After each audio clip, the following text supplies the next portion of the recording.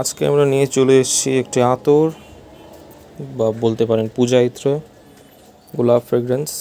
এটাকে আনবক্সিং করা যাক। বিভিন্ন পূজা পারপাসে এটি ইউজ করা হয়ে থাকে। প্যাকেজিংটাও বেশ ভালোই।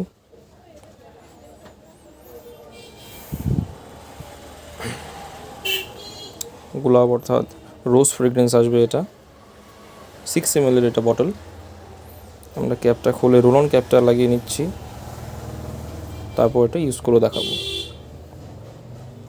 রোল অন ক্যাপটি প্যাকেজিংয়ের সঙ্গেই আসবে। এটা আমরা লাগিয়ে দিলাম, এখন রোল করে দেখে নিচ্ছি।